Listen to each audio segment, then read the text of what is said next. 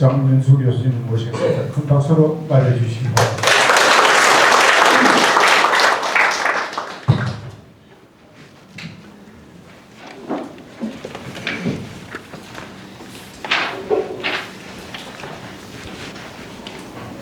여러분들 반갑습니다. 예, 더위 앞으로 좀 각오를 하셔야 될 것 같아요. 환경 문제 때문에 올해가 유달리 덥고 내년부터는 그렇지 않은 게 아니고 더 덥다 해요. 자, 여러분들 갖고 계신 교재에 제가 기본적인 원고를 만들어 두었는데 PPT 원고를 거기하고 조금 달라요. 왜 다르냐면 지금 국장님 제가 보내드린 그 강의안이 오래돼 갖고 메일이 열리지 않는다, 이 첨부 파일이. 그러니까 제가 예비용으로 갖고 온 거를 여기에 띄워 두었는데 그 예비용 자료는 진주의 한교회 올 때 제가 조금 보충한 화면 자료가 있는데 그 몇 개는 없어요. 그래도 대부분은 사진은 비슷하기 때문에 띄웠는데 설명을 할 테니까 한번 들어보십시오. 제일 첫 장에 선비정신이란 하는 그 부분은 여러분들 갖고 계신 원고는 있고 여기는 없습니다. 그대로 읽어볼 테니까 들어보십시오. 선비정신이란 우리말 어원으로 선비는 어질고 지식 있는 사람을 뜻하는 말에서 유래한다. 언어 학자들에 의하면 선비할 때 선은 몽고어의 어질다라는 말인 사이트의 변형인 사인과 연관되고 비는 몽고어 및 만주어에서 지식 있는 사람을 뜻하는 박씨의 변형인 비에서 온 말이다. 이렇게 해두었어요. 순수 우리말 경우에는 그게 어원이 무엇인지 모르는 말이 굉장히 많습니다. 예를 들어 아름답다라고 할 때 있죠. 그 아름답다라는 말이 어디에서 도대체 왔는지 의학자들도 잘 몰라요. 근데 저는 여러 설이 있는데 그중에 제일 마음에 드는 게 뭐냐면 아름답다 하는 말의 어원이 나답다 하는 말에서 왔대요. 나답다. 그러니까 아름다운 게 뭐냐? 성령해가 이쁘다 하는 사람 남을 추구하는 게 아니고 자기가 부모로부터 받고 태어난 그 모습에 가장 어떻게 보면 만족하고 그 자기다움을 잘 발현하는 사람이 아름답다. 참 마음에 들더라고요. 선비라는 말도 순수 한글인데 이 선비라는 말도 도대체 어디에서 왔는지 이 여러 가지 어원적 내용이 있어요. 그중에 제가 마음에 드는 게 이 내용이에요. 선이라는 말은 어쨌든 뭐라고요? 선이라고 말은 어질다, 인품, 인격을 뜻하고 비라는 말은 박씨, 지식이 풍부하다. 우리가 고등학교 다니고 이럴 때 어떤 선생님들을 뵙게 되면 그쪽 방면에 자기가 가르치는 지식은 아주 출중한 분이 있는데 별로 어떤 그런 삶의 모습에는 닮고 싶지 않은 경우도 있을 수 있죠. 어떤 경우는 사람은 참 인품은 훌륭한 분인데 가르치거나 지식은 별로인 분도 또 계실 거예요. 근데 진정한 참 스승이라 할 때 자기가 갖고 있는 영역에 지식도 갖추고 그 다음에 자기의 그런 어떤 인품이라는 부분도 충분히 학생들이 존경할 만한 분, 인품과 지식을 다 갖춘 분을 우리가 참 선생님, 참 선비라 할 거라고요. 이 선비라는 말에 어질고 그 다음에 두 번째 지식 있는 사람. 아마 남명 선생이든 퇴계 선생이든 이 두 조건을 다 갖춘 어른들일 거예요. 남명 선생도 그 인품이라는 면에서 제자들의 존경을 받지 않으면 참 스승으로 남아 있을 수 없죠. 그러면서도 성리학이나 이런 쪽에 본인이 논변을 즐겨하지는 않았지만 많은 지식을 갖고 계셨죠. 퇴계의 경우도 마찬가지입니다. 퇴계의 경우에도 자기의 영역에서는 거의 독보적인 수준의 지식을 갖추고 계셨고 인품도 제가 여기에 와서 강의를 좀 했습니다만 참 저는 그분의 인품을 볼 때마다 존경할 만한 면이 많다는 거죠. 자, 이런 부분에서 이 선비들의 정신을 좀 드러내고 선비들의 사상적 교육을 맡는 그 기관으로 옛날부터 세운 게 뭐냐면 서원입니다. 여러분들 보시면 이 선비 정신이라 할 때 올바른 가치를 따르고 내 마음의 수양에 힘쓰고 타인과 더불어 선한 삶을 계획하고 향약을 통해 이상적 공동체를 꿈꾸고 서원을 건립하여 도덕적 인간을 양성한다. 옛날 유교의 세계관은 핵심 목표가 도덕적 인간입니다. 여러분들 보시면 우리나라의 선비 정신의 아주 대표적인 인물 중에 한 분이 포은 정몽주 선생이죠. 근데 이 포은은 여러분들 하면 단신가라 해갖고 이 몸이 죽고 100번 고쳐주고로 되는 그 자기의 어떤 충성스러운 마음을 드러내는 충신으로 유명하지만 이분이 대단한 학자입니다. 고려 말기의 최고 수준의 학자였어요. 그리고 이분으로부터 학문을 배운 분이 예를 들어 여러분이 계신데 대표되는 분이 야은길제 선생도 이분의 학맥을이었습니다. 야은길제로부터 뭐가 내려와요? 우리 흔히 아는 살인파의 전통이 있습니다. 야은길제, 강호 김숙자, 전필제 김종직, 그 다음에 그 밑에 일두 정여창, 한원당 김갱필, 타경 김일손, 여러분들의 전통들이 사실은 포은 선생의 기상을 이어받고 있다는 거죠. 이걸 가보신 분 계신지 모르겠는데 구미 금오산 입구에 이 채미정이라고 있어요. 고사리를 백이숙제처럼 나라가 망하자 고사리 밑자잖아요. 고사리를 뜯어먹고 사는 정신을 기렸다. 이게 누구를 기리냐면 야은길제 선생의 공부터에다가 이거를 만들어 두었습니다. 구미 금오산 갈 일이 있으신 분은 꼭 그 입구에 차를 세워 두시고 주차장에 걸어가셔도 돼요. 거리가. 거기에서 채미정을 한번 답사를 해 보시기 바랍니다. 이게 이제 우리나라 최초의 사액서원인 소수서원이죠. 풍기에 그 지금으로 하면 영주 순흥에 이제 위치해 있는데 안양 선생을 모시고 있는 서원입니다. 유네스코라고 해서 이제 여기에 세계 문화유산, 그 다음에 자연유산 이런 것들을 의미 있는 거를 자기들이 심사를 해가 등재를 하죠. 이 유네스코에 우리나라에도 한국에 서원해갖고 2019년에 이 서원 9곳을 등재를 했습니다. 재수해갖고 됐어요. 처음엔 내가 떨어졌어요. 근데 떨어진 이유가 낸 서원들 간의 연계가 별로 고리가 약하다 해갖고 그 다음 낼 때에는 이 서원들을 모시고 있는 인물들과의 어떤 연계성을 많이 강화를 했죠. 이따가 설명을 드리겠습니다. 근데 여기에 9곳이 등재가 됐는데 한번 보세요.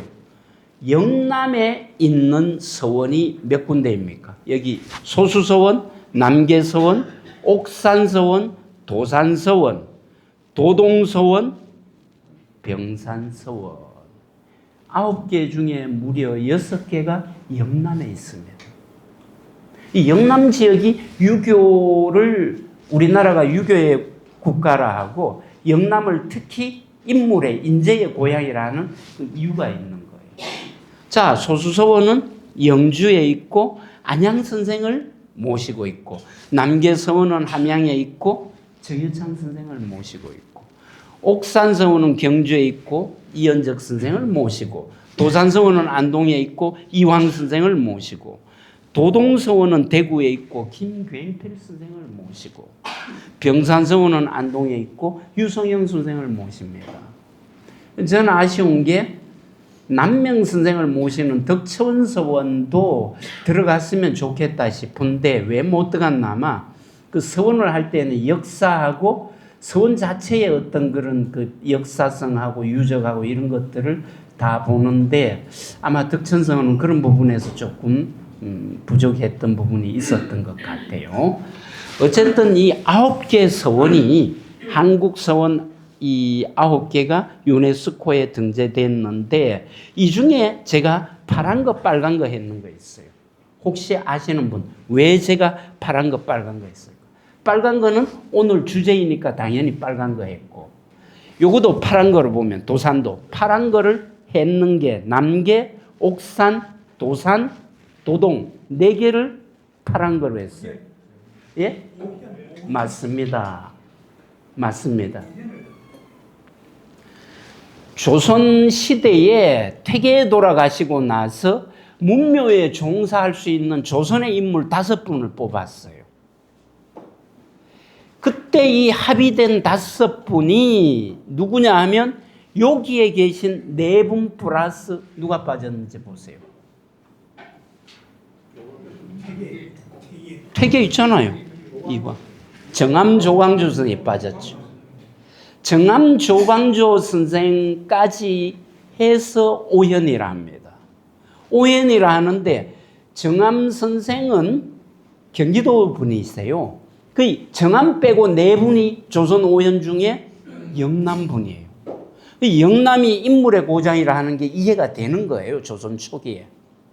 무려 5분 중에 공자 사당의 위패를 같이 종야하는 모시는 이 5분 중에 4분이 영남분인 거죠. 자, 그런데 왜 정암조광조 선생을 모신 서원은 또 빠졌을까? 이분은 오현의 인물성은 인정받지만 마찬가지 그분을 모시는 서원은 역사성이나 여러 가지 면에서 좀 빠져요. 그러니까 서원은 빠졌어요. 자, 이 9곳 중에서 소수서원은 뭐 당연히 안양 선생이 최초로 우리나라의 추작을 수용해 왔고 그리고 그분을 모시는 이 소수서원이 우리나라 최초의 서원이라는 면에서는 들어갈만 합니다. 그 다음 나머지 보세요. 피람서원 김인우 선생, 그 다음에 도남서원 김장생 선생. 이분들은요 호남과 충청을 대표하는 의보마 선비이자 그리고 이분들은 나중에 문묘에 매나 종사됩니다. 그리고 무성서원 정읍에 있는 최치원 선생을 모시는 것. 최치원이라는 인물도 그렇고 서원의 역사성, 지역 안배 이런 쪽으로 해가 들어갔는데 자 그런데도 유독 영남이 많은데도 병산서원을 한 개 더 넣어뒀어요. 왜일까요? 유성룡 선생 훌륭한 어른이지만 사실은 여기에 인물 여러 가지로 보면 빠져도 상관이 없어요. 안동에 이황 선생이 들어갔으니까. 근데 병산서원이 들어갔거든요. 이건 제가 볼 때 병산서원 자체가 굉장합니다. 건축물의 어떤 그런 가치도 그렇고요. 병산서원의 어떤 위치도 그렇고요. 여러분들이 외국인을 데리고 한국의 서원을 한 곳을 딱 탐방하고 싶다 하면 저는 병산서원을 추천하고 싶어요. 요즘 그 앞에 병산서원 할 때 병산이 병풍 두른 산처럼 보인다 이가 병산이죠. 그 병산이 산불이 나갖고 2번이나 피해 입어갖고 나무가 다 타가 조금 참혹하긴 하지만 안동 산불 났을 때에 어쨌든 이 서원 자체가 낙동강을 끼고 경치는 최고입니다. 자, 이 영남학파라고 우리가 흔히 얘기할 때 기호학파, 영남학파 이렇게 나뉘죠. 근데 영남학파를 영남살인파를 영남학파를 할 때도 있고 남명학파, 퇴계학파도 전부 영남학파이고 여기에 나중에 등장하는 한려학파도 영남학파를 할 수 있습니다. 영남살인파는 양길제로부터 내려오는 이 훈구파에 대응했던 살인파의 전통이 주로 초기에는 영남 쪽의 사람들이 많다고 영남살인파를 하죠. 남명태계는 우뚝한 스승들이고, 그리고 한려파는 여기에 대해도 제가 전에 강의를 한 적이 있는데, 한강정구와 여헌 장형광 선생 두 분을 같이 병칭했는 거예요. 이 두 분의 관계가 사제간이냐 아니냐 논란이 역사적으로 많았지만, 어쨌든 이 두 분의 활동 반경과 제자들이 겹치는 부분이 많습니다. 그리고 실제로 이 여헌 선생은 한강 선생의 조카 사위입니다. 이 두 분 간의 어떤 그런 관계가 아주 밀접했고, 이 두 분을 따르던 제자들이 주로 지금으로 하면 성주, 대구, 칠곡, 선산 이 지역들에 많이 활동을 했습니다. 그래서 요 세력들을 우리가 흔히 영남학파라고 부르는데, 이 영남살인파는 야응길제 주해가 김종직을 영수로 해가 나중에 살인파로 등장하는데, 정몽주 길제의 항맥을 계승하고, 여기에 보면 요 푸른 선으로 학파가 이어진다고 보는데, 선산 쪽의 학자들은 이게 김갱필까지 갔다가 김갱필에서 조광조로 가기보다는 그 항맥이 자기들 쪽으로 정붕, 박영 이렇게 해서 자기들 쪽으로 온다라고 또 봅니다. 충분히 그래 볼 만한 근거도 있고요. 자, 문묘배양 조선 오현 아까 이야기를 했는데, 정암 조광조 빼고는 전부 영남분이죠. 사색당파, 이 참 우리나라를 망쳤다고도 하는데, 어쨌든 당파가 네 색깔이라 할 때는 뭐를 얘기하냐면 노론, 소론, 남인, 북인입니다. 그런데 처음에는 여러분들 역사 배워 알지만 동인과 서인으로 나뉘었어요. 선조 때 처음에 갈라질 때. 근데 서인 지지층이 대부분 기호 쪽의 세력이에요. 경기도와 충청도 쪽에. 그리고 동인 쪽이 영남 쪽에 지지 세력이 있어서 동인을 영남학파, 서인을 기호학파 대충 이렇게 불렀던 게, 나중에 가면 이게 분열을 합니다. 광해군에 오면 동인 내에서도 남명을 에 보면 스승으로 하던 내암 정인홍 선생을 위시한 북인 학자들이 여기에 도전을 하고, 여기는 태계의 제자인 서해 유성룡이 중심이 된 이 세력들이 또 남인을 형성합니다. 그래서 남북으로 갈리는데, 이 북인 학파는 정치적으로 요즘 말로 하면 줄을 좀 잘못 선다 하나? 광해군 때에 광해군을 적극 지지를 합니다. 인조 반정 때 광해군이 물러나고 인조 반정 이후에는 당연히 뭐가 되겠어요? 철퇴를 맞습니다. 그래서 영남학파, 동인 중에 이 세력은 그 이후에는 역사적으로 거의 사라져버립니다. 물론 면면이 이렇게 뒤로 이어지긴 있지만. 그러니까 일부는 위로 오히려 가기도 하고, 대부분은 영남 쪽에 있기 때문에 남인으로 활동합니다. 이 영남남인이라 하죠. 이 사람들은, 남인파들은 자기 세력을 공고히 하기 위해서 심지어 족보처럼 남인보라는 그런 책도 만들어가 자기 그 계열들을 거기에 쭉 올리게 되죠. 여러분들 선조들도 인조 이후에 쭉 가면은 거의가 이 남인보의 이름을 올립니다. 집안의 당파의 계보가 영남남인에 속하죠. 자, 여기도 또 나뉘어요. 어디냐면 우암 송시열과 그 제자인 명제 윤중에 오면, 윤중의 아버지 윤성거 선생이 송시열과 동문수학한 친구예요. 근데 윤성거 선생이 죽고 아들 윤중이 스승에게 아버지 비문을 부탁했어요. 비문을 부탁했는데 뭐 여러 가지 인간적인 갈등 관계도 있었겠죠. 비문의 내용을 별로 좋게 써주지 않았어요. 아들의 마음에 흡족치 않아요. 스승에게 새로 써달라 했는데 스승이 다음에 새로 썼다고 주는 거 보니까 거의 고친 게 없어요. 그러니까 이분은 이분에게 스승이 되지만 아버지가 더 중요하죠. 그리고 요즘 말로 하면 좀 섭섭한 게 만화가 삐졌어요. 그러니까 이 반목하게 되니까 이분을 따르던 분은 나이가 드셨으니까 노론이라 하고 이분을 따르던 분은 소론이라 합니다. 역사적으로 정파가 이어져 오지만 더 힘을 갖고 구한말까지 행세를 한 세력들은 노론입니다. 그래서 나중에는 우리가 당파 사색이라 하지만 사실은 두 개가 많아요.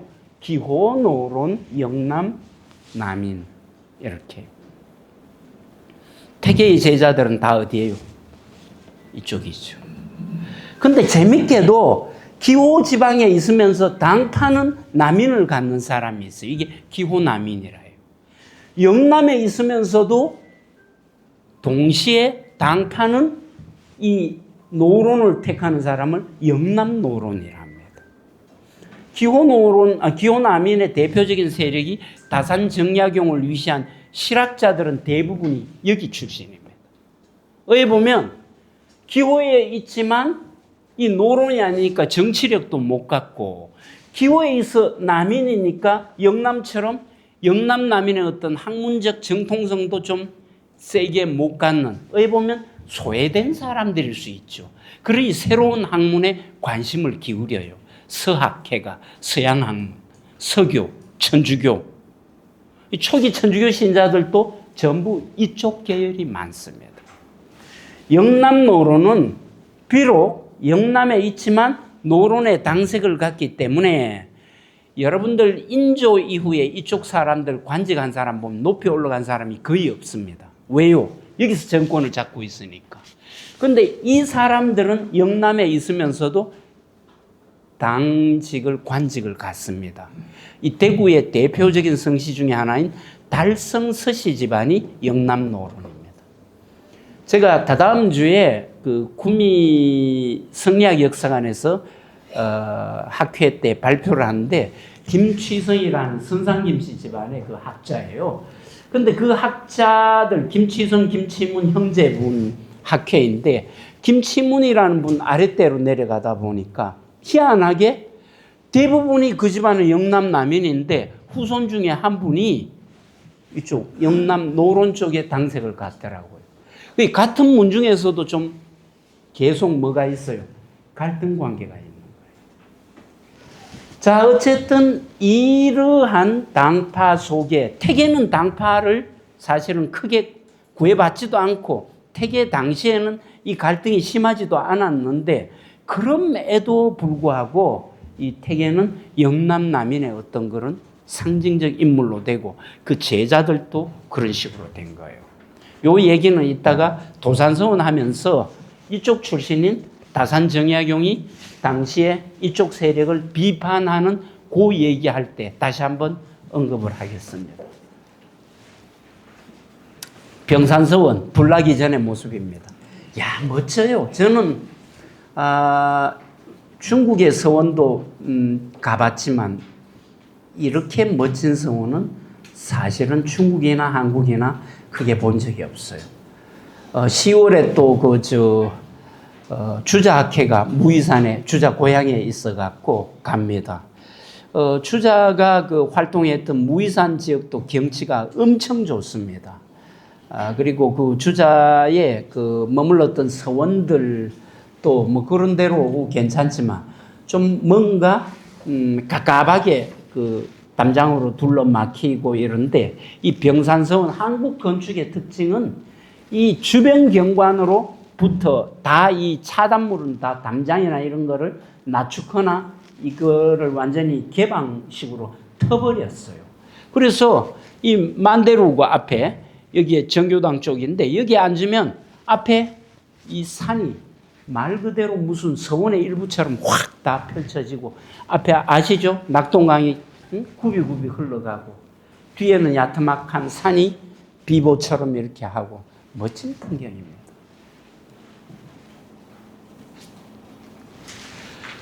자, 태계 선생이고 이것도 한 몇 번 말씀을 드렸기 때문에 자세히는 안 드리고 간단하게 하면 1,000원짜리 지폐에 있는 태계 선생의 초상이 이 모자를 쓰고 계신 거로 하고 그 다음에 서울의 그 태계로 그 남산에 있는 태계동산 같은 데는 이 모자를 쓰신 거로 하죠. 요거는 정자관이고 이거는 복건이라 합니다. 추자가 평소 이 복건을 쓰고 이 심이라는 복장을 했다. 이게 선비의 복장인데 이렇게 그렸는데 이 모자는 태계는 안 쓰셨다 해요. 평소 이 모자를 쓰고 계셨다고 제자인 학봉 김성일 선생이 증언을 합니다.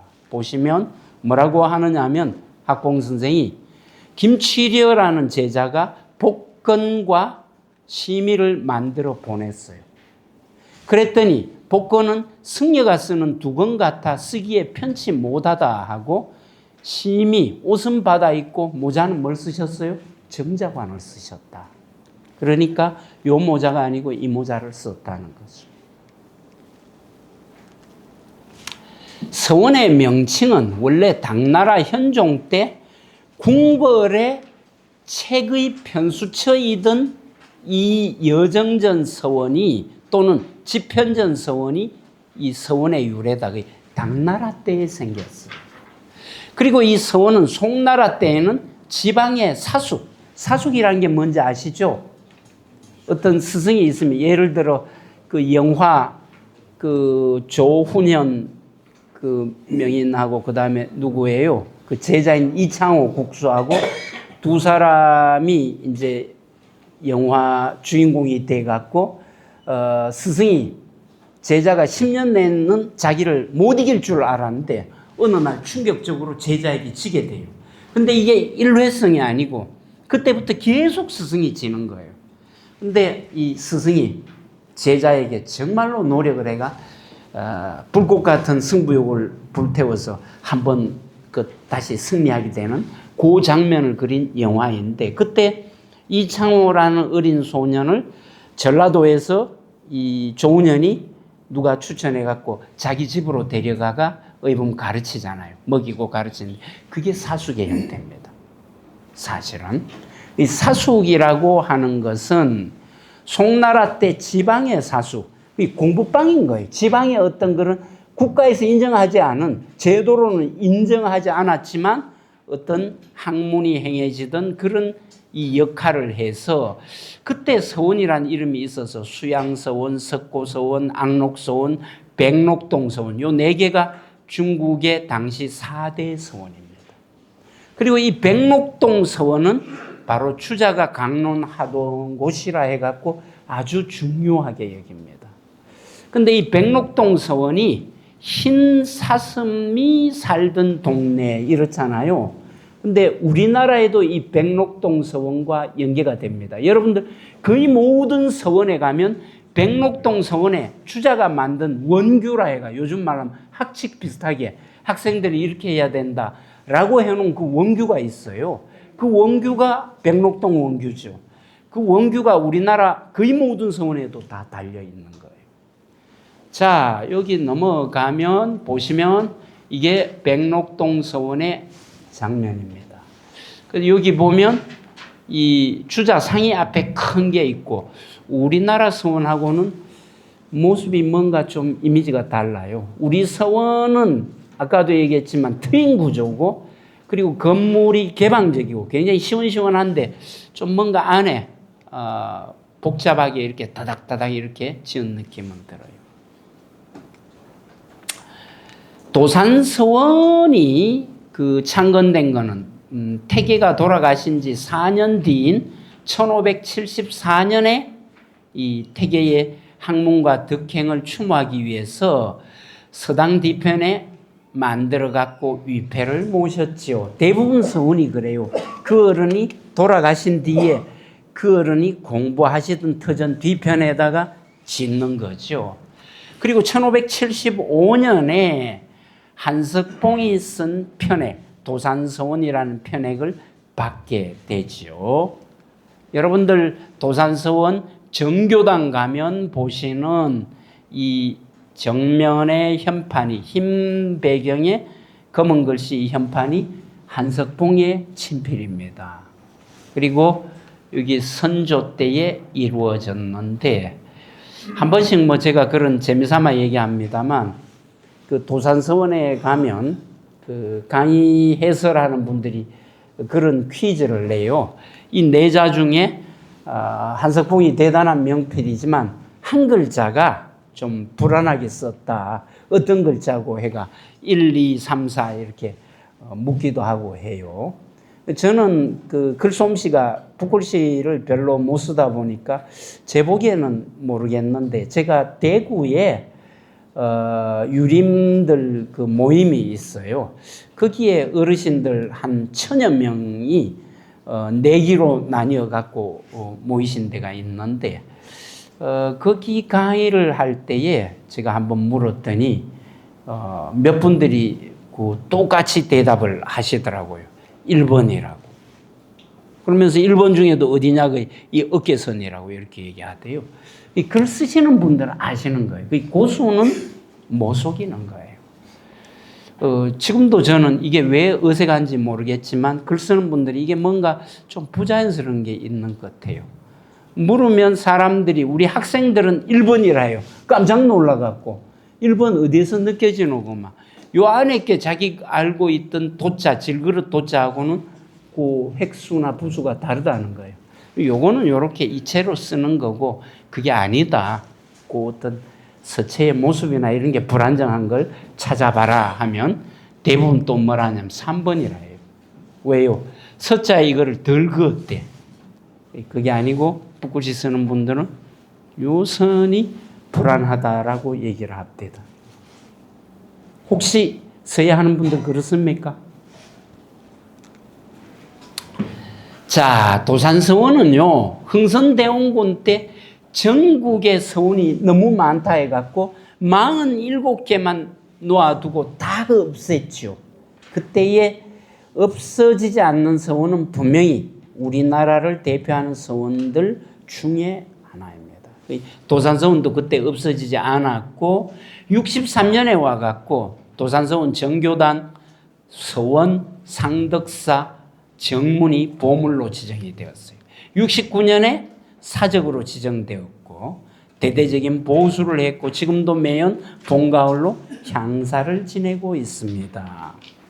근데 오늘 도산서원 제가 강의를 하는 게 원래 이게 안동 시민들 국학대학교 강좌로 자기들이 짜갖고 저한테 강의를 의뢰를 해서 제가 강의를 준비를 했었어요. 근데 도산서원이 안동에 있지만 사실 이후에 우리나라 서원들 거의 모든 서원에 건립하거나 운영하는 데에 모범 사례처럼 여겨지기 때문에 여기에 계신 분들도 또 서원 관계자도 계실 거예요. 제가 대구로 합천 쪽으로 국도를 쭉 따라 나가다 보면 남명서원을 기리는 그 서원들이 또 복원돼 갖고 아주 잘고 깨끗하게 복원이 되어 있더라고요.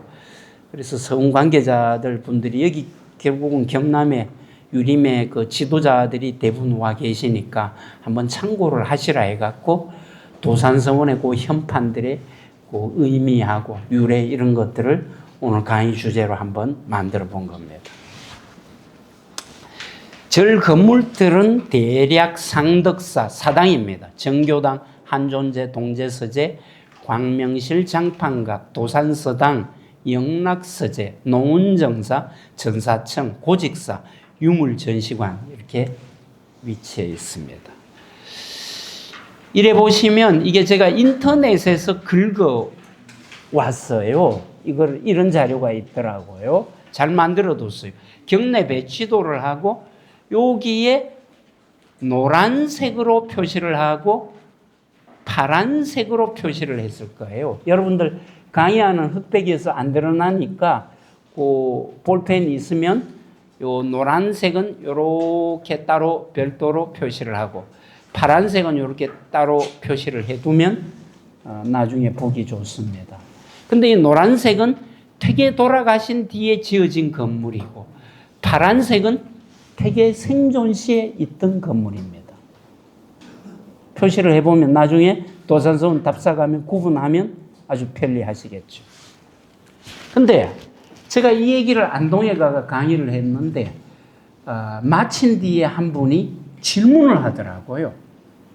하면서 교수님 퇴계 선생 당시에 제자들이 어디서 밥 먹었습니까? 이렇게 물어요.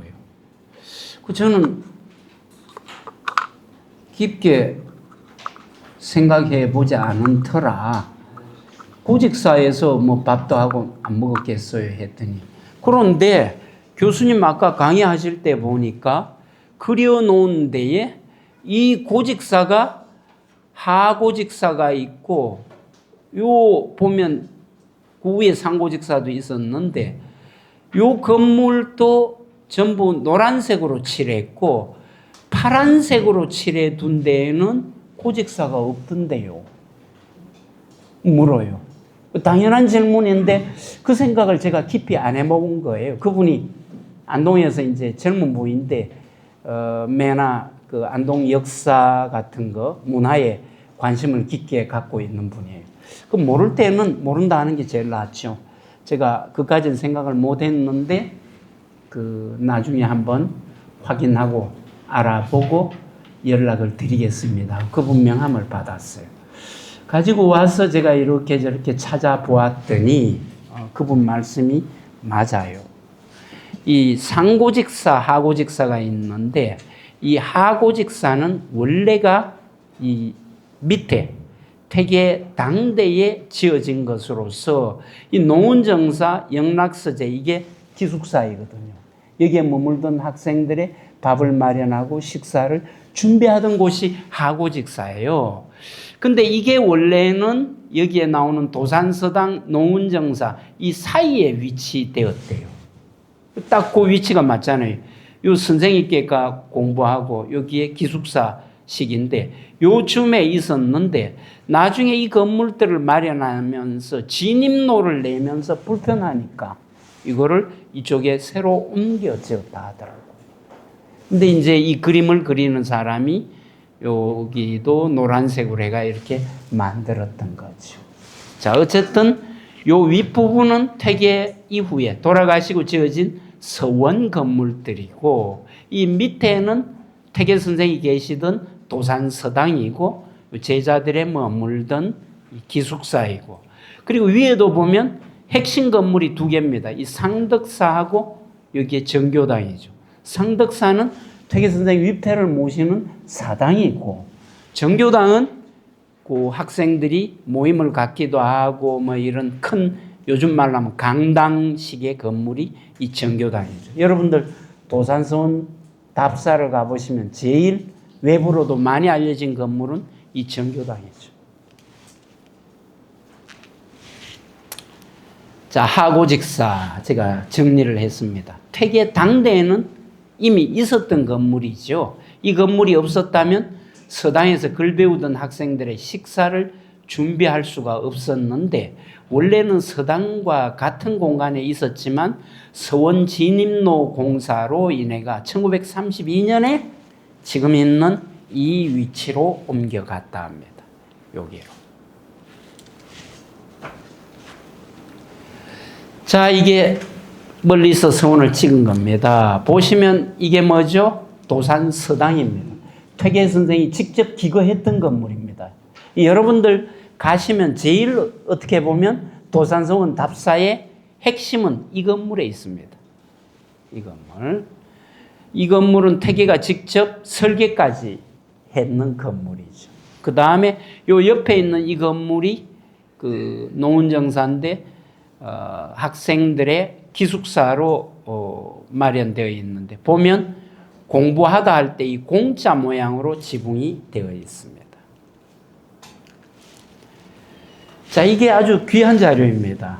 일제강점기에 그 도산서원의 사진을 찍은 겁니다.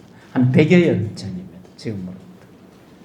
보시면 지금하고 크게 달라진 거는 없는데, 다만 다른 거는 뭐가 다르냐면 요즘은 안동댐이 들어오게 되면서 수몰이 됐죠, 밑에. 그래갖고 밑에서 옛날에는 산밑길을 따라서 오솔길처럼 오다가 이쪽으로 요 작은 길로 이렇게 올라와가 서원으로 올라가는데, 요즘은 밑이 물이 차다 보니까 이 도로를 산중턱을 깎아가 이 도산서원 옆구리로 해가 바로 이렇게 차가 돌아갔고 사람들이 걸어 들어와요. 이 옛날 길은 아니에요.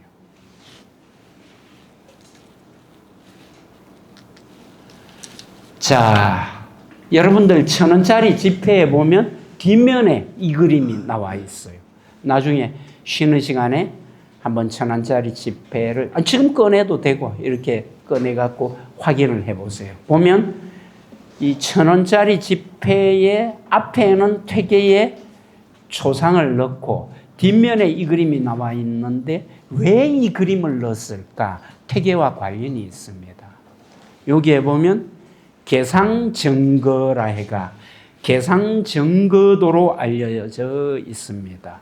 계곡할 때 계자고 윗상자고 고요할 정자 거처할 거자예요.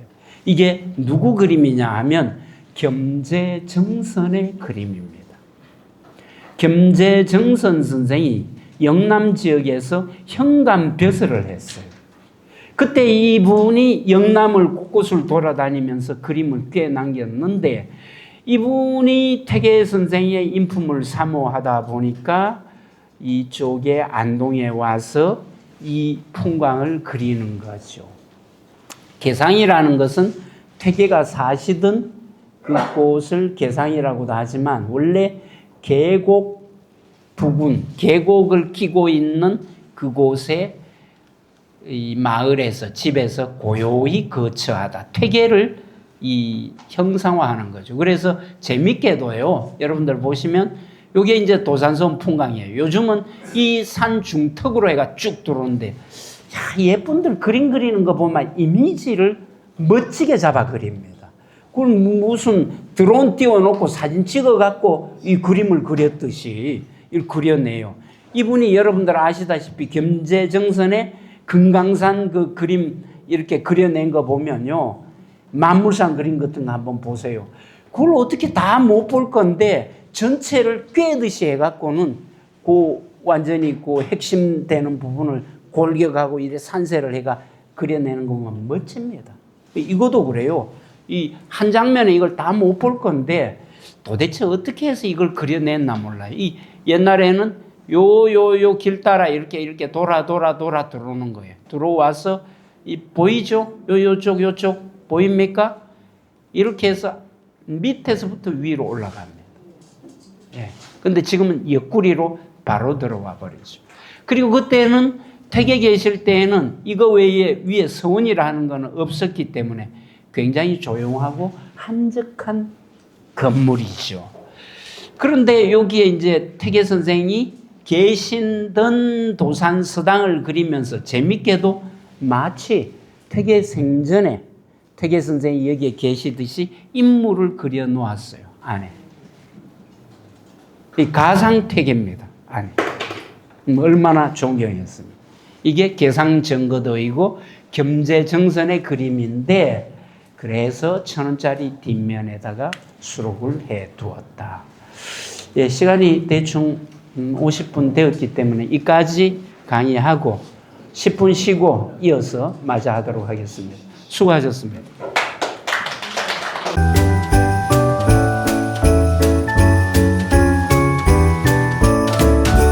계속 강의를 이어가도록 하겠습니다.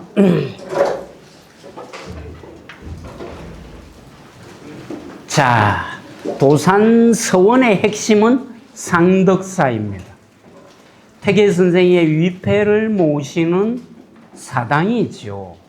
근데 상덕사에서 오늘 여러분들 주목하실 거는 이 사당의 이름을 왜 상덕이라 했을까? 그거를 설명을 드리는 거예요. 논어 헌문편에 보면 군자제약인 상덕제약 공자께서 말씀하셨다. 군자로다 이 사람이요 덕을 숭상하도다 이 사람이요.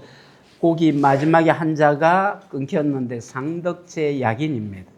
군자제약인이요 상덕제약입니다. 자, 퇴계 선생이 곧 군자라는 거죠. 퇴계 선생을 볼 때 군자로다 이 사람이요 덕을 숭상하도다 이 사람이요 라고 공자가 말씀하시던 그런 유형의 사람이 바로 태계이다 라고 해서 제자들이 태계 선생의 이 사당의 이름을 여기에서 따와서 상덕을 가지고 상덕사 이렇게 붙인 거죠. 근데 이 상덕사에는 태계 빼고 딱 한 사람의 위패가 더 있습니다. 종양이죠. 병양은 아니고. 여러분들 아시다시피 병양이라 할 때에는 한 줄로 이렇게 나란히 하는 게 병양이고, 종양은 여기에 한 분이 주향으로 계시고 거기에 옆으로 이렇게 나오는 게 종향이에요. 중국도 대만도 우리나라도 공자의 사당회를 가면 주향은 공자 한 분입니다. 나머지는 전부 병향입니다. 근데 태계 사당이니까 당연히 주향은 누구요? 태계죠. 근데 종향으로 오는 분이 딱 한 분 있는데 누구냐면 태계 제자인 월천조목 선생이 종향이 되는 거예요. 근데 이것 때문에 지금도 논란이 조금 있고 당대에도 논란이 있어요. 왜요? 태계 선생 제자들 간에는 제자보다 그 제자의 후손이나 그 제자의 제자들 간에 우리 선생을 더 높이려는 그게 있어요. 그리고 태계의 그 제자 중에 학봉 김성일 선생하고 서해 유성용 선생의 위차 문제 때문에 몇백 년을 싸운 거예요. 그게 병호시비라 하잖아요. 불필요한 논쟁이죠. 얼마 전까지도 그 싸움이 있었어요. 얼마 전까지도. 지난번 경상북도 김관용 지사가 그걸 해결해 보겠다라고 이렇게 했는데 그게 해결하기는 오히려 더 논란이 요즘 많아진 거예요. 그 다음에 이제 월천 선생이 거기에 모셔진 거는 내암 선생과 내암의 동료들, 거의 남명의 문인들의 도움이 큽니다. 쉽게 얘기하면 정치적으로 그때는 북인들이 정권을 잡을 광해군 시절이에요. 그래서 그 광해군 시절에 북인이 정권을 잡고 있는데 이 북인들과 굉장히 가까운 위치에 있었던 분이 누구냐면 월천과 그 제자들입니다. 이 월천은 합천에서 군수도 하셨어요. 그리고 월천은 주세붕 선생의 제자이기도 합니다. 주세붕 선생의 원래 윗대가 합천이고 그 뒤에 저쪽에 그 칠서 쪽으로 세가 하셨잖아요. 그러다 보니 이 경남 쪽에 이 월천의 지인들이 꽤 많이 살고 계셨어요.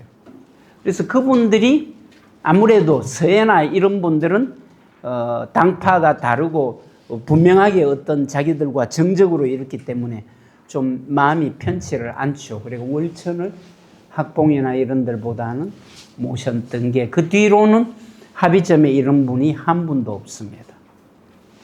자, 요 상덕사를 사진을 보면요. 이게 그 보물로 지정이 되었는데 상덕사 자체가 이 상덕사 앞에 산문이 삼태극입니다.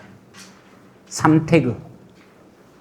태극의 문양이 우리 태극기에 나오듯이 음양 두 개로 갈린 이 태극이 아니고 양태극이 아니고 세 개 그림이라는 거예요.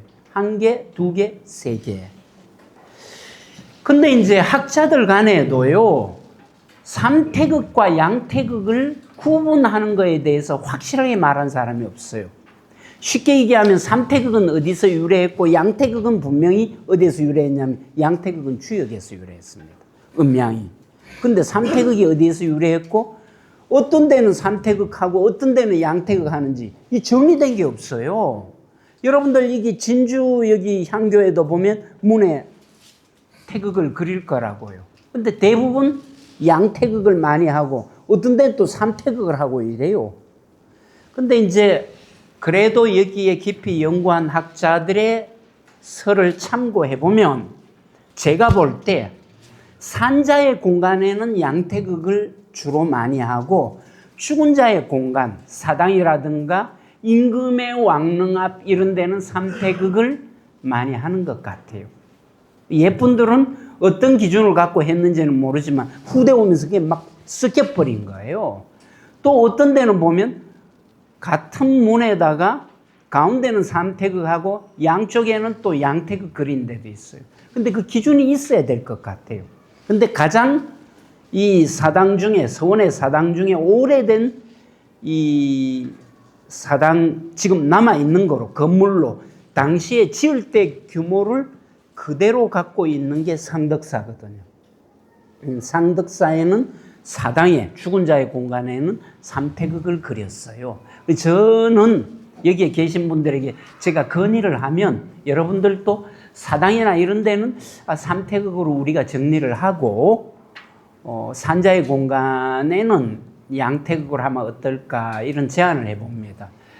학자 중에 그 우시라 교수라고 항공대에 계신 분이 이 이수분화 문화, 삼수분화 문화 해갖고 이태극, 양태극, 삼태극 쪽을 많이 연구한 분이 계세요.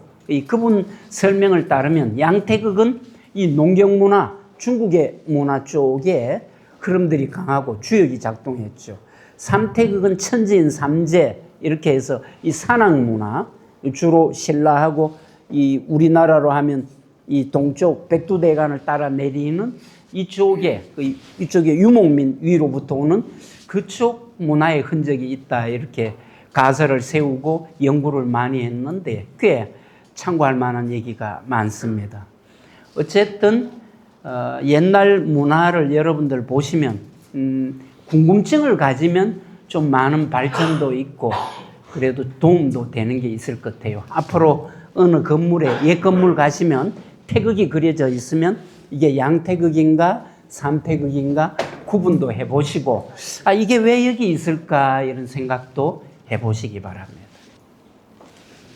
자, 상덕사 안쪽 찍은 사진인데 이게 주향인 태계의 위패이고 신의이고 요쪽에 동쪽 편에 월천 조목 선생의 위패를 종양으로 모셨습니다.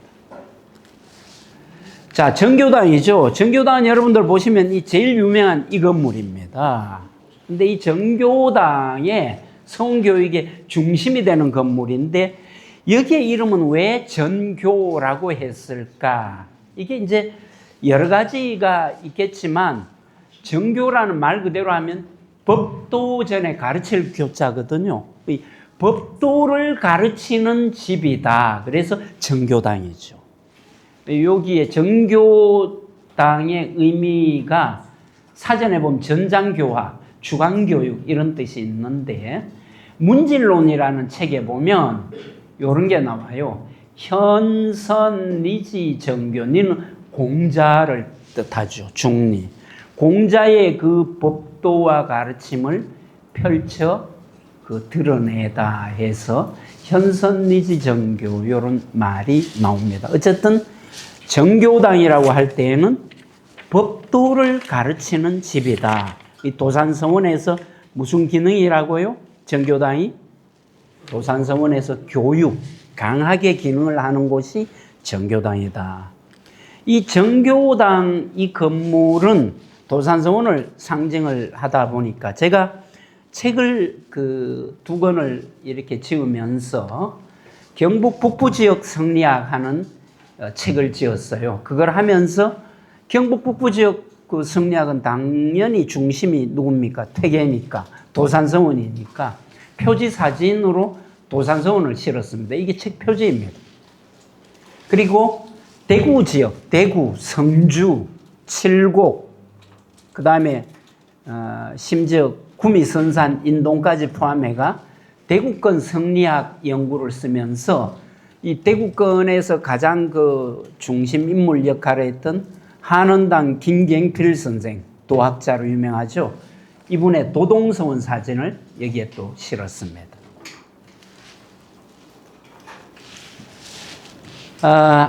앞서 제가 이야기를 좀 드렸는데 남인에는 두 종류의 남인이 있다고 얘기를 드렸죠. 어떤 남인? 한 남인은 원래 남인은 어떤 지역이라 했나요? 기호예요, 영남이에요? 영남 남인이잖아요. 근데 기호에 있으면서도 남인 당색을 가진 사람을 기호남인이라 했죠. 쉬는 시간에 한 분이 이제 질문을 하시면서 교수님 호할 때 한자가 뭡니까? 기는 경기도 할 때 기인데 왜냐하면 아마 제가 기호를 경기도와 충청도로 하니까 이분 생각은 경기도와 호남 아닌가 생각하셨겠죠. 그때 호는 호남보다는 호서라는 의미입니다. 금호강을 그 금강을 기준으로도 하고 유림지를 기준으로 하는데 어쨌든 그 호의 남쪽 지역을 호남이라고 서쪽 지역을 호서라 하는데 서쪽 지역이 충청도를 얘기해요. 호남은 나중에는 주로 기호학파 많이 가지만 처음에는 이 영남 쪽에 당색이 같은 경우도 많았습니다. 아주 우호적이었어요. 이 기호할 때 충청도 쪽을 주로 생각하시면 됩니다. 근데 영남남인, 기호남인이 있는데 당색이 같아가 기본적으로 또 우호적이기도 하지만 또 색깔이 달라요. 대표적인 게 다산 정약용이 귀양에서 18년간 강진에서 귀양 생활을 하다가 해배되어서 풀려나갔고 고향으로 갑니다. 근데 다산에 고향을 가보면 경치가 멋집니다. 경기도 마제인데 요즘으로 하면 남한강 그 유역의 하남시인가 소속이 그래요. 근데 거기가 양수리가 가까워요. 남한강, 북한강이 이렇게 합쳐지는 물길 동네인데 제가 홍수가 났을 때 한번 그 마을을 갔는데 이야, 경관이 대단합니다. 근데 이제 거기가 위치가 어떠냐면 한강 유역이다 보니까 이 영남의 선비들이 서울로 갈 때에 방문하기가 좋아요. 여러분들 영남에서 서울로 가려 하다 보면 흔히 그 추풍령을 넘든 그 다음에 중령을 넘든 그 다음에 조령을 넘든 해야 되죠. 그 우스갯소리로 사람들이 과거를 보러 가는 사람은 조령을 주로 넘는 이유가 추풍령을 넘으면 추풍낙엽이 생각나고 중령을 넘으면 죽수다가 생각이 나서 한다는데 그게 아니고 조령이 제일 편한 게 물길이 연결이 돼요. 상주까지 가서 상주까지 낙동강이 있잖아요. 상주에서 내려갔고 문경까지 걸어갑니다. 걸어서 문경에서 산을 넘어 조령을 넘어가면요. 바로 뭐가 연결되느냐 하면 충주에서 남한강이 연결이 돼요. 남한강을 타고 쭉 어디까지 그 물길 따라 서울까지 마포까지 그대로 가버리는 거예요. 그래 말 타고 걷고 이게 편하겠어요? 배 타고 가는 게 편겠어요? 배가 편죠. 그게 많이 이용된 거예요. 서울서 내려올라 할 땐 역순이죠. 그래 거기에 다산과 친한 사람은 올라갈 때나 내려올 때나 주로 올라갈 때보다는 내려올 때에 작별 인사로 꽤 들렸던 것 같아요. 그래서 영주에 사는 이인행이라는 분이 있어요. 진성이신데 이 사람이 그 이기세마하는 벼슬을 하다가 관직을 그만두고 고향으로 오려고 뺏길로 오다가 다산이 그때 귀양에 풀려갖고 집에 있다는 얘기를 듣고 인사하러 들렸어요. 일단은 분위기는 좋잖아요. 그래 뭐 다산 그간 수고 너무 많으셨어 위로도 하고 이랬겠죠. 그러다가 그만 논쟁이 붙어버린 거예요. 무슨 논쟁이 붙었냐면 이 이인행이라는 분이 먼저 기호남인을 공격을 했어요. 너희들 기호남인 왜 그렇노? 응? 퇴계약을 하고 주작을 하면 그것만 하면 되지. 이거 하다 저거 하다. 그나마 다산에 아픈 곳을 찔렀어요. 왜요? 기호남인들이 서학을 하고 서교, 천주교를 받아들여가 막 박해를 받았잖아요. 그 주장만 하면 그런 것도 없었을 건데 이거 하다 저거 하다 지주도 없이 너희들 와극하노? 이렇게 얘기를 했던 거예요. 아마 다산이 듣기에 굉장히 불쾌하고 뼈 아팠던 것 같아요. 다산이 나중에 그날 그 있었던 논쟁이 조금 불충분했던지 글을 써갖고 뒀던 게 편지로 보냈는지는 모르겠지만 이인냉이라는 분에게 편지로 글을 썼던 게 몇 해 전에 발굴이 됐어요. 누가 갖고 있던 게 다산의 유품전이 서울의 공하랑에서 전시를 할 때 나온 거예요. 그 글이 뭐냐면 이때까지 학계에 소개 안 된 건데 이 인행이라는 분에게 다산이 그날 밤에 공격당한 것에 대한 반박문이에요. 반박에 보면 영남의 사풍을 신랄하게 비판하는 게 적혔어요. 거기에 몇 구절을 제가 인용을 했으니까 한번 보시기 바랍니다. 여기에 여러분들 그 교재에는 그 내용이 17쪽에 있죠. 자, 너희들 왜 걸핏하면 싸우노? 내가 볼 때는 너무 영남이 갑갑하다. 영남 지역보에 뭐 병호십이라 해가 몇백 년간 이어오고 그 다음에 한려십이라 해가 그것도 몇백 년씩 이어오고 하는데 영남의 유풍이 그 쓸데없는 것 같고 왜 그래 하노? 자, 이제는 그래 하지 말고 양측 대표가 화해해라. 화해하는 얘기를 하면서 양측 대표 몇 사람이 어디에 가가 화해를 하느냐. 도산서원 상덕사 찾아가라. 가서 퇴계선생 위패에 나란히 절하고 향을 살라 맹세하며 다시는 편 나누어 싸우지 않겠다고 다짐해라. 그리고 그 다음부터 싸우면 꽹가리를 울리고 징을 울려갖고 거기에 경계해라. 그러면서 그 중에 보면 너희들 영남 요즘 보면 퇴계 때하고 공부하는 게 다른 것 같더라. 퇴계 때는 진짜 진지함이 있었지만 요새는 공부도 안 하고 지 좀 뭐 알면 별것도 아닌 이론을 대단한 듯이 신주단지 여기듯이 하고 지하고 조금만 기미가 다르면 집요하게 비판하고 등것도 없이 선배 알기를 우습게 알고 요 표현이 그대로 나와요 거기에. 그래서 앞으로는 그러지 말고 도산 상덕사에 가갖고 퇴계선생 위패에 향살라 맹세하고 다시는 편 나누어 싸우지 않겠다. 사람들이 누가 싸우면 그게 다 편지우는 거예요. 영남 지역의 어떤 나쁜 풍속을 뼈아프게 비판을 합니다. 다산이. 제목이 뭐냐면 송 보내다. 이귀입니다. 이건 벼슬.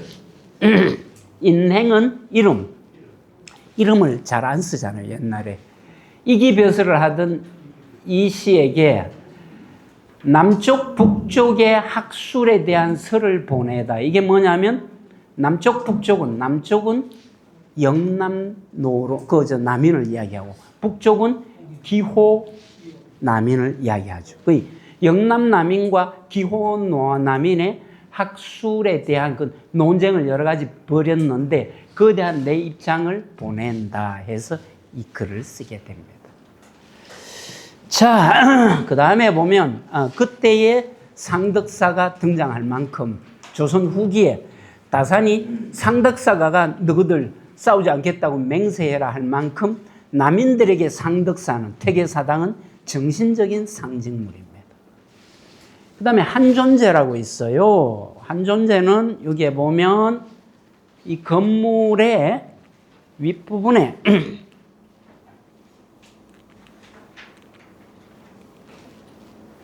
여기에 정교당이잖아요. 여기 방이 있죠.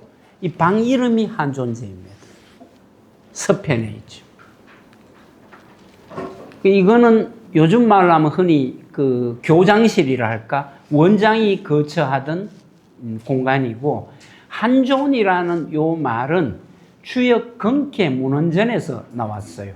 한사, 삿된 것, 나쁜 생각은 막고, 존기성, 그 진실한 마음은 보존해라. 한사 존기성에서 요 한과 그 다음에 그 존을 따와갖고 뭘 막아요? 이것만 보면 모르죠. 이게 막을 하네? 요거는 보존하다 할 때 존이니까. 뭘 막고 뭘 보존하란 얘기냐? 요거를 알아야 됩니다. 나쁜 생각을 막고 진실한 좋은 마음은 잘 보존해라. 그 제실 제자를 해서 한존재 이렇게 했죠. 앞으로 도산서원 가시면 한존재 보면 뭐가 나와야 돼요? 한사 존기성. 그 주역에 나오는 주역 건캐 문헌전에 나오는 글귀다 하면 굉장한 교양인이죠. 한사 존기성. 다른 건물도 이 한존이라는 표현을 따가 이 현판을 한 게 들어 있거든요. 그 한존 나오면 한사 존기성 요걸 연결해 갖고 기억하시기 바랍니다. 그 다음에 한존재. 여기 여름에는 전부 문을 확 들어가 여기 걸어놓으면 오픈되는, 개방되는 형태고, 겨울에는 닫아갖고 이제 보온성을 높이죠. 요거는 어느 서원에도 다 있지만 집사 분전기 이렇게 해뒀고. 그 다음에 이제 동제 서재가 있어요. 제가 교대에 99년에 그 부산, 고전에는 부산여대, 지금 신라대학교입니다만 그 대학에 좀 있다가 99년에 대구 교대로 직장을 옮겼습니다. 옮겨가고 나서 얼마 있다가 기숙사가 우리 학교 너무 좁아갖고 남자 기숙사를 그 학교 바깥에 옛날 그 총장 관사하던 그 터에 새로 건물을 높이 올려갖고 남자 기숙사를 만들게 됐어요. 그래서 그때에 그 이름을 공모를 했어요. 학교에서. 기숙사 이름을 뭐로 지으면 좋겠나. 근데 저는 교수, 학생 다 받았는데 직원하고. 처음엔 공모를 안 했는데 그때 학생처장 하던 분이 찾아와 갖고 장 교수 동양체라 하니까 이름 한번 지어가 응모해 보소 하더라고요. 그래서 제가 뭐라고 지었냐면 이 대구 교대의 어떤 그 닉네임이 학생들이 상록이라는 이름을 붙여요. 시문에 상록수 나오는 그 에버그린 상록이라는 이름을 붙여서 상록을 앞에 하고 동제서재로 했어요. 그래서 한 그 새로 지은 건물은 바깥에 그 우리 학교를 보면 서쪽에 있어서 그걸 상록서재로 하고 학교 안에 원래 있던 기숙사를 상록동제라 했어요. 근데 어떻게 그거를 보직자들이 회의를 할 때에 이거를 입상작이라 하면서 뽑아갖고 지금도 대구교대 상록동제 서재가 되고 그때 돈으로 50만 원 상금을 주더라고요. 아주 기분 좋게 받은 적이 있는데 여기에서 제가 아이디어를 얻었습니다. 우리 전통 건물들. 이 동제라고 하는 것은 정교당 앞에 마주보고 있는 요 건물들이 있죠. 근데 이 건물에 동제 서재할 때에 흔히 동쪽은 이쪽에 보면 제가 남쪽을 볼 때 이 왼편이 동쪽인데 이 좌우라는 것은 높낮이로 보기는 힘들지만 순서로 보면 좌가 우선입니다. 왜요? 이게 동이기 때문에 해가 동에서 떠서 서로 오잖아요. 이 병산하고 그 다음에 호계해가 병호 시비할 때도 싸움의 가장 큰 이유가 퇴계를 주양으로 할 때 이쪽이 순서상 먼저니까 학봉과 서해 중에 여기에 누구를 먼저 모실 건가 이것 때문에 싸운 거예요. 근데 이 동제는 서재에 비해가 아마 선배들이 기가하는 경우가 많았을 거죠. 그러니까 논어 옥야에 보면 여기에서 유명한 얘기가 나오는데 군자 박학 어머니요 약지 이래 요 얘기가 나와요. 군자는 널리 글을 배우고 예로서 자신을 절제한다. 요게 줄여갖고 우리가 뭐라고 해요? 박문약래 이렇게 얘기하죠. 그 박문약래를 더 줄여갖고 박약을 따가 동제의 이름 박약제를 삼은 거죠. 그리 박약이라는 글귀는 박문약래의 줄임말이다. 그리고 논어에서 갖고 온 거다. 이게 동제입니다. 서재는 홍이제라고 이름을 붙였어요.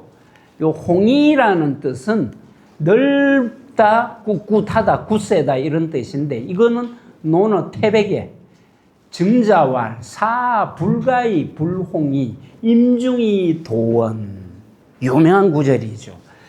선비는 도량이 넓고 뜻이 굳세야 한다는 거죠. 그리고 맡은 책임이 무겁고 가야 할 길이 멀기 때문에 임중이 도원 이것도 자주 씁니다만 선비는 뜻이 굳세고 도량은 넓어야 된다. 홍이라는 말을 여기에서 따왔습니다. 넓고 굳세다. 뭐가 넓어요? 넓은 거는 바로 도량이 넓고 뭐가 굳세요? 뜻이 굳세다. 이게 서재의 모습이고 홍의제입니다. 그 다음 광명실이라고 하는 게 있는데 이 광명실은 요즘 말로 하면 무슨 기능이냐면 도서관 기능입니다. 이 광명실에 많은 자료들이 옛날에 있었어요. 그게 1217종, 거의 5,000권에 가까운 책이 보관이 되었는데, 요 광명실의 광명은 어디서 따왔냐면 주희의 시 망권의 서책이 나에게 광명을 주네. 망권서적 해아 광명. 이 서책을 보관해 있는데 그 책이 그냥 보관이 아니고 읽고 공부해서 나에게 지혜의 빛을 주다 해서 그 광명을 따온 거예요. 근데 여기에 보면 요 광명실의 현판은 태계의 글이라는 거예요. 근데 궁금증이 생겨요. 서원 건물은 전부 아까 얘기했지만 태계 사후에 지어진 거라 했잖아요. 근데 어떻게 태계글이 있겠노? 아, 그러면 태계글을 집자했나? 집자 아닙니다. 직접 쓰신 겁니다. 그거 어떻게 썼을까? 궁금증이 생기죠. 자, 태계 생전에 이 광명실이라는 글자를 태계가 쓰셨는데 도산서원에 지어질 거를 염두에 두고 쓰실 리는 없잖아요. 내 죽고 나를 기념하는 그 서원 건물 짓고 그걸 위해 내가 쓴다. 이거는 있을 수 없어요. 이 사후에 지어진 광명실에 어떻게 태계 친필 현판이 있나? 역동서원이라고 있어요. 역동은 누구를 얘기합니까? 누구의 호입니까? 고려 말에 유명한 유학자가 있어요. 역동 우탁이라는 분이 계세요. 우탁 선생. 우탁이라는 분이 주역에 밝아서 주역에 있어서는 동방의 최고라 해서 역동이라고 이제 그 당시 제자들하고 사람들이 불렀던 거죠. 역동 선생이라 해가. 그 우탁 선생이 태계에 계시던 그 도산 가까운 예안과 영고가 있어요. 그래서 태계 성전에 월천 조목 선생의 도움을 받고 두 분이 주로 의논해가 역동서원을 세운 거예요. 그래서 이 역동서원을 세우고 거기에 도서관 기능에 이 광명실 장서각의 현판으로 광명실이라고 태계가 짓고 글을 써갖고 붙여뒀어요. 그게 대원군 때 서원이 철폐령이 내으니까 역동서원이 없어졌어요. 없어지니까 이 광명실 편액을 그때의 도산 서원으로 옮겨와갖고 도산서원 광명실에다 걸게 된 거예요. 그리고 도산서원에 쓰여져 있는 이 광명실 현판은 태계 친필인데 원래 태계가 도산서원을 위해 쓴 게 아니고 역동 우탁 선생을 기리는 역동서원에 광명실로 썼던 게 나중에 옮겨진 거다. 자, 그 다음에 장판각입니다. 이 장판각은 요즘 말로 하면 뭐 출판 기능을 이렇게 갖추던 그런 것인데, 목판본, 이 책을 만들 수 있는 목판본을 보관하던 건데, 이것도 굉장히 많은 그 목판본이 있었는데, 이게 다 광명실 책들하고 여기에 목판이 지금 한국국학진흥원 수장고에 가 있어요. 국학진흥원 그 수장고에 그 목표가 몇 장이냐면 10만 장을 모으는 게 목표라는데 지금 아마 그쵸 달성했나 모르겠어요. 그 목판 갖고 있는 국학진흥원 수장고도 유네스코에 등재가 되어 있습니다. 안동 쪽에 어마어마한 그 유림의 유산 중에 목판이 있어요. 우리 집안에 그 선조 12대조 목판도 그쪽에 다 기탁을 했어요. 그리고 한 번씩 단체 관람을 하면 미리 신청하면 그 연구원하고 같이 그 목판 보관되는 안에를 답사를 여러분들이 이렇게 둘러볼 수 있습니다. 어마어마합니다. 시설이. 자, 이 장판각 기능을 하던 건물이 바로 지금 텅 비어 있지만 이 건물이거든요. 그런데 신기하다 해요. 그 한 분 설명을 따르면 요즘 현대식으로 습도, 온도 다 맞춘 그 좋은 공간에 목판을 보관하잖아요. 근데 그렇게 해도 옛날에 이런 건물에서 그냥 두고 하던 거 보다가 못하대요, 보존이. 이 선조들이 해인사의 팔만대장경도 그렇고, 그거를 보관하기 위해서 짓는 이런 건축물들, 고건축물들이 요즘 말로 굉장히 과학적인 거예요. 어떻게 그렇게 지을 수 있는가? 삶의 지혜, 경험에서 나온 거겠지만, 그리고 이 시설도 수백 년간 거기에 내려오던 목판을 손상 하나 없이 잘 보관해 왔다는 거죠. 옛날이라 해가 무조건 과학이 뒤떨어지다, 막 그렇게 보기에는 힘든 것 같아요. 자, 도산서당입니다. 태계 선생이 직접 기가하시던 건데 제가 좀 중요한 자료를 몇 개 갖고 왔어요. 이전에 일제강점기 때 요즘 모습과 비슷하지만 좀 다르기도 한 지금식으로 복원되기 전에 도산서당의 사진입니다. 보시면 대부분 비슷한데 담장이 아주 낮아요. 근데 아마 이게 원래 모습 담장 높이에 가까울 거라고. 담장을 높이 쌓아 올릴 필요가 없잖아요. 그냥 담장은 경계에, 우리의 어떤 전통 건축은 중국, 일본하고 달라가 담장은 가린다는 의미가 아닙니다. 여러분들 중국의 옛날 양반집들, 우리식으로 하면 명문가 가보면 거의가 밖에서는 안 보입니다. 담장을 그렇게 높이고 들어가는 입구조차 조벽이라 해갖고 여기에 안과 밖을 막는 그런 기능을 하는 건물을 지어요. 작년에 제가 따통하는 도시를 갔어요. 따통이라고, 대동 한자로 하면 큰 데의 같을 동인데, 이게 북경에서 고속철을 타고 한 3시간 올라가던데, 거기가 어디냐면 옛날 북위라 해갖고 유목민이 내려와 갖고 왕조를 세우고 수도를 따통에다가 했던 그 도시입니다. 아주 매력적이더라고요. 거기에 가면 유명한 구룡벽이라고 있어요. 그때에 거기에 있던 요즘 우리식으로 하면 왕자죠. 왕자의 저택인데 건물은 다 허물어졌는데 막는 그 벽이 어마어마한 크기로 있어요. 용이 9마리가 그려진 벽이라고 구룡벽이에요. 그런 높은 벽을 쳐가 안과 밖을 다 막아버리는 거예요. 근데 우리 전통 건축은 안 그렇습니다. 아주 낮은 담장인데 그 뒤에 복원을 하면서 이걸 꽤 끌어올려 버렸어요. 이런 식으로. 근데 요즘은 요 높이 정도 아마 될 거예요. 제가 생각할 때는 더 낮춰야 된다 봐요, 담장을.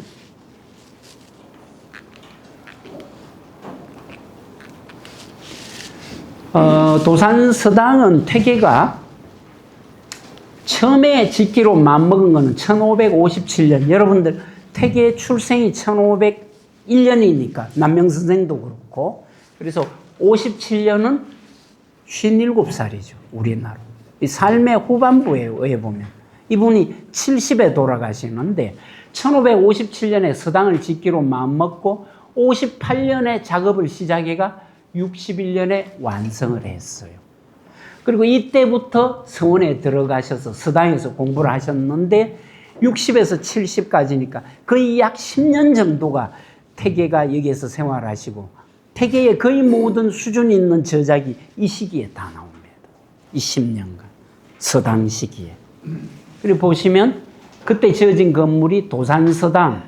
노은정사 영락서재는 뭐냐면 학생들의 기숙사 기능이죠. 태계가 스스로 쓴 구절이 있어요. 여기는 도산서당이 있는 이 위치, 여기는 작은 골짜기가 있어. 앞으로 산과 들을 보고 있고, 골짜기 속은 깊숙하고 넓으며 바위 기슭이 선명하고 돌울물에 물이 감미로워. 요즘도 그 우물이 있어요. 이 태계 선생이 그 마을을 돌아다니면서 이곳을 찾으신 거예요. 머물러 살기에 아주 적당한 땅이다. 근데 그 안에 밭농사를 짓고 사는 농부가 있어서 땅값을 대금을 주고 구입을 했다. 요 기록이 나옵니다. 태계문집에.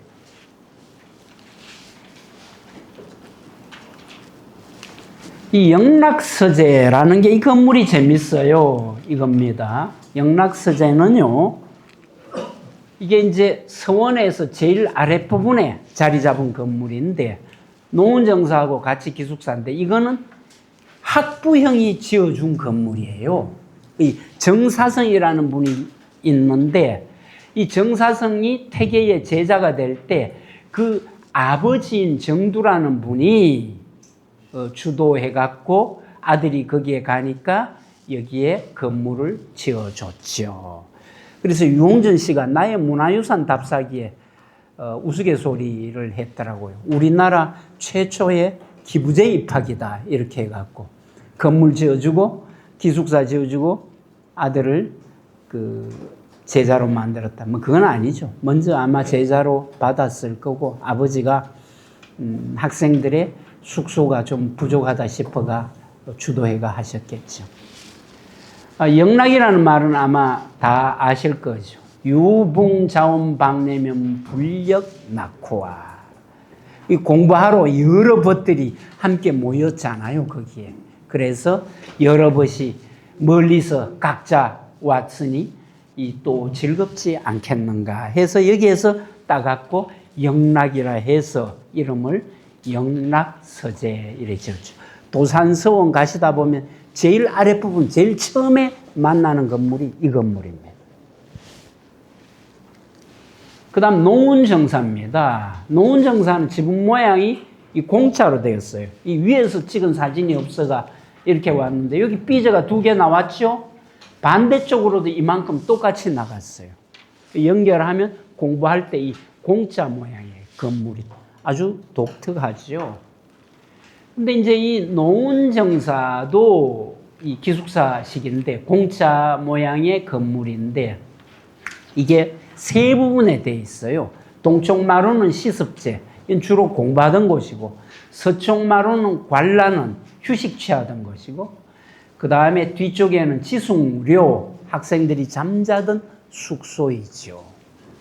그래서 이 제라고 하는 것은 건물에 흔히 이쪽 관란헌하고 이 2개는 공부하거나 휴식하는 곳, 료는 잠자는 곳인데 요 이름도 다 따왔어요. 노은정사라는 요 이름은 여러분들 농운, 농두운 이게 일반적으로 언덕, 아주 높은 언덕이나 산 위에 있는 구름을 이야기합니다. 이게 노운이. 그리고 이곳은 누구냐 하면 세상에 숨어 사는 은자의 처소를 이야기를 하는데 요거는 어디서 따왔나 하마 도산자병이라고 있어요. 태계 선생이 스스로 도산서원 부근에 이 한 개 한 개 그 이름을 말하고 경치를 읊고 하면서 도산자병의 제7수가 7번째 시가 농운정사해서 상해도공 농상운 도홍경이라는 사람은 평소 농상의 언덕 위에 구름을 항상 사랑하였지 오직 혼자 즐길 뿐 군자 임금에게도 보내지 않았네. 그 임금이 불러도 나가지 않은 은자예요. 그리고 늙음하게 집을 엮어 그 중간에 누웠으니 한가한 정치 절반을 들의 사성과 나누네. 이런 시를 적었는데 이 도홍경이라는 사람의 그 시에서 따왔는데 한번 보면 이 유명한 시입니다. 조문산중하소유 부시이다 요 시인데 산중하소유 산 속에 무엇이 있느냐. 임금이 불렀는데도 이 사람이 안 나간 거라 벼슬하러. 그 임금이 물어요. 도대체 산에 뭐가 있길래 니 이거 나오도 안 하고 거기 사노? 산 속에 뭐가 있길래 안 나오냐? 임금님 물으셨죠? 산 중에 뭐가 있냐고 물으셨죠? 고개 위에 흰 구름만 떠 있죠. 이게 농산 위에 구름인 거예요. 농운이라는 말이 거기서 왔어요. 자, 이 풍광을 제가 너무 즐겨요. 그저 제가 즐기고 좋아하는 게 고개 위에 있는 흰 구름입니다. 자연을 좋아한다는 거죠. 그렇지만 이거를 임금님께 보여드릴 수 없으니, 떠다 드릴 수 없으니 어쩔 도리가 있나요? 이게 도홍경이 지은 그 시인데 여기에서 태계가 따와갖고 도홍경은 농상의 구름을 사랑했지요. 그래서 혼자 즐길 뿐 임금에게도 보일 수가 없는 거예요. 이 여기에서 공부하는 학생들은 비록 세상의 어떤 부귀영화를 쫙 할 수는 없지만 이 산중에서 공부하다 보면 도홍경이 누린 그런 즐거움을 얻을 수가 있다. 그 뜻으로 해가 이 정사의 이름을 농운정사라 지었다는 거죠. 그 다음에 시습제는 다 아시겠죠? 시습제란 이름은 학이 시습이면 불력열호와 배우고 수시로 익히다. 여기 말 그대로 학생들의 공부방 이미지하고 닮았고 관란헌이라는 말은 이 관란은 맹자 진심에 나오는 관수유술이니 물을 보는데도 방법이 있으니 필광기란이라 그 여울물 물 돌아가는 그 핵심을 보아라. 그래서 정자 같은 데 보면 옛날 정자에 관란이라는 게 많이 있습니다. 관란은 뭐냐면 물길이 주로 보이는데 물 경치를 볼 수 있는데 자주 지어요. 공부를 할 때에도 그 핵심을 꿰뚫어라. 핵심을 치고 가라. 관란헌.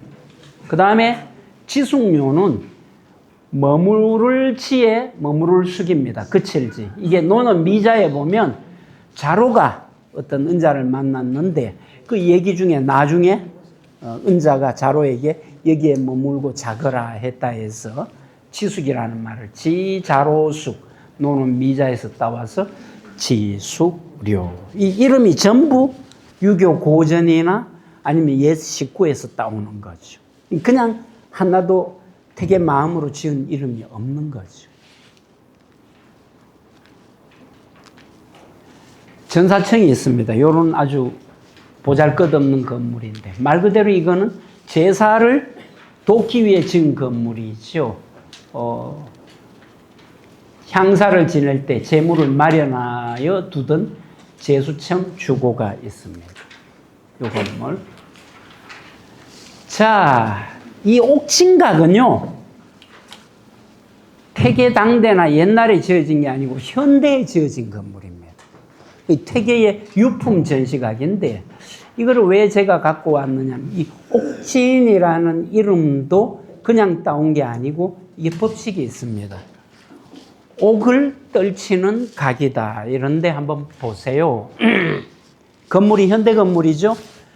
박 대통령 시절에 그 유적지에 가서 유물관리소라든가 이런 건물은 거의가 이 아이보리 색으로 칠했다 해요. 일설에는 유경수 요사가 이 아이보리 색깔을 좋아해 갖고 그랬다라고 유홍준 씨는 얘기하는데 뭐 사실인지는 모르고 분명한 거는 70년대에 전국에 유명한 유적이 거의 정비됐는데 그 유물 전시각 또는 그 관리사무소 이런 게 거의가 이런 색깔로 된 거는 그건 맞는 것 같아요. 다녀봐도. 여기도 이 색깔로 되었는데 옥진각이라는 이 이름은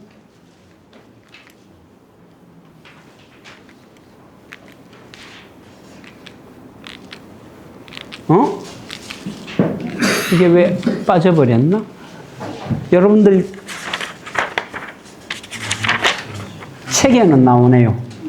26쪽 가운데 사진 한번 보세요. 찾으셨어요? 예. 그게 금성옥진이라고 나오죠. 이게 뭐냐면 공자사당이 문묘가 있는 곡부에 대성전 들어가는 입구 첫머리의 폐방입니다. 문의고 이름이 금성옥진방입니다. 이게 무슨 뜻이냐면 쇠와 옥인데 옛날에 음악을 전통음악 할 때 금으로 시작하고 옥으로 마치는 거예요. 그래서 처음 시작과 마침이라는 의미가 있습니다.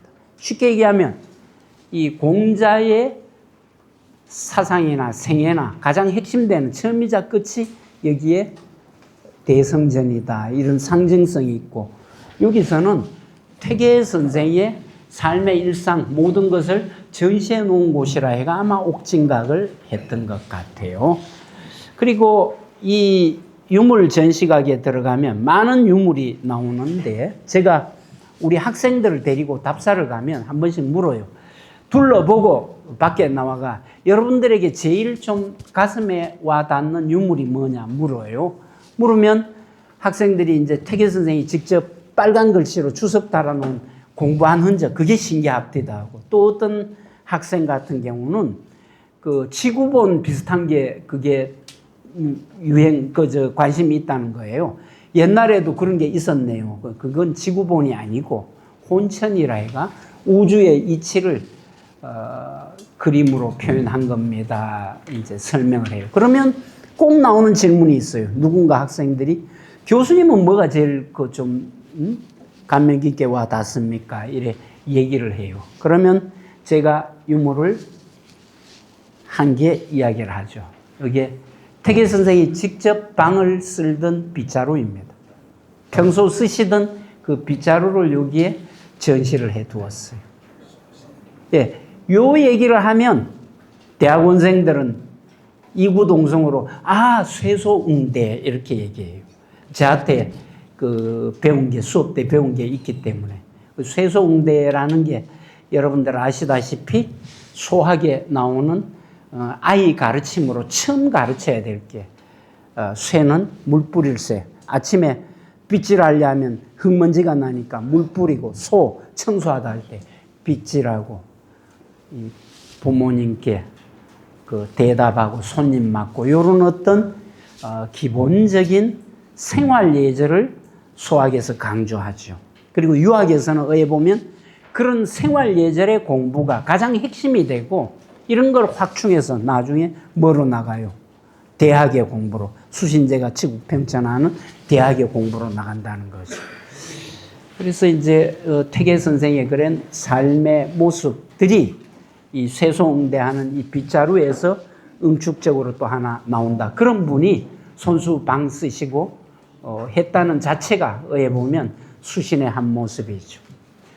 여러분들에게 전에 강의한 적도 있지만 태계 선생의 그 일화 중에 타인을 배려하고 존중하는 그런 많은 예들이 있는데 그 중에 하나가 갓 결혼한 손자에게 이 편지를 보내서 부부간에 서로 존중하라고 처음 결혼하는 손자에게 당부하는 게 누구에게나 그렇지만 인륜의 어떤 인간이 가진 그런 어떤 윤리 도덕 중에 첫 출발 제일 중요한 부분이 부부간의 도리인데 부부간에 서로 존중하거라라고 하는 편지를 보낸 게 이 편지입니다. 태계 선생은 부부뿐만 아니고 제자에게나 누구에게든 이 겸손한 그런 삶을 사셨고 그런 어떤 태계의 인품이 잘 드러나는 건물이 도산서당입니다. 요란하지 않게 아주 조촐하게 지었죠. 그래서 학생들에게 설명을 하면서 건물의 그런 규모라든가 기능이라든가 이 답사를 하면서 이렇게 하면 그래도 얘기로만 듣던 거하고 직접 답사를 하면서 느끼는 묘미가 좀 다르다고들 얘기를 해요. 여러분들에게 기회가 되면 도산서원에 직접 가갖고 돌면서 답사를 해도 좋겠지만 거리나 여러 면에 그게 문제가 있기 때문에 서원의 사진들을 오늘 PPT로 담아와서 여러분들에게 설명을 해드렸습니다. 사진보다는 그림이 조금 더 그 정신을 분위기를 잘 드러낸 것 같아요. 이거는 김대원이라는 분인데 경기대학교 미술 교수를 하셨던 분인데 안동 분이에요. 그래서 안동 주변에 옛날 유적을 찾아다니면서 이 그림으로 그리는데 제가 볼 때는 어떤 사진보다 도산서원의 어떤 그런 분위기를 더 잘 그려냈다 싶어서 강의 마지막에 여러분들 그냥 눈요기로 이 사진 하나를 소개해드리고 오늘 강의는 모두 마치도록 하겠습니다. 첫날이어서 그렇겠지만 많은 분이 오시고 또 이렇게 열심히 들어주셔서 너무 감사드립니다. 수고하셨습니다.